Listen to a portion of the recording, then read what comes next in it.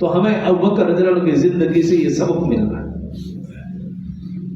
اور پھر ایمان قبول کیا، ایمان کو پھیلایا، اس کے اوپر محنت کی. عثمان غنی رضی اللہ عنہ جیسے، عامر بن فہیرہ، حضرت بلال حبشی رضی اللہ عنہ، بڑے بڑے کبار صحابہ آپ کی محنت سے انہوں نے اسلام قبول کیا.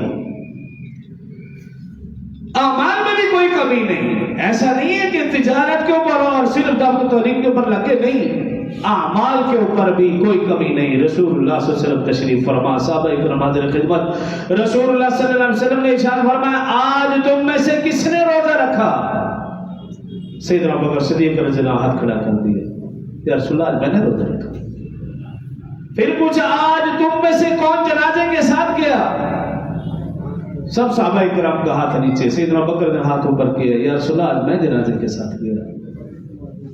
پھر پوچھا، آج تم میں سے کس نے مسکین کو کھانا کھلایا؟ سب کے ہاتھ نیچے. سیدنا ابوبکر صدیق رضی اللہ عنہ نے ہاتھ اوپر کر دیا، رسول اللہ میں نے مسکین کو کھانا کھلایا.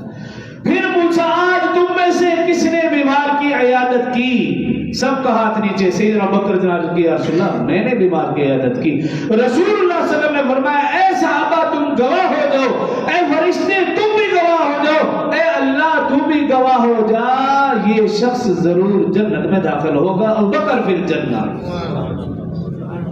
یہ چاروں صفات جنتیوں کی ہیں.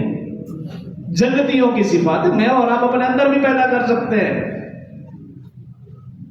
پتہ لگے جب کوئی فوت ہوا کوشش کرے جنازہ میں شریک ہو جائے.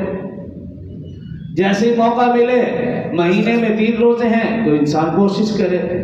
معلوم ہو جائے کوئی بیمار ہے اس کی عیادت کے لیے جائیں.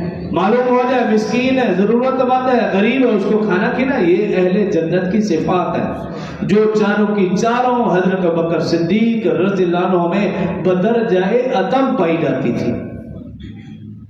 اعمال میں بھی کوئی کمی نہیں، ایمان میں بھی مضبوط، اعمال میں بھی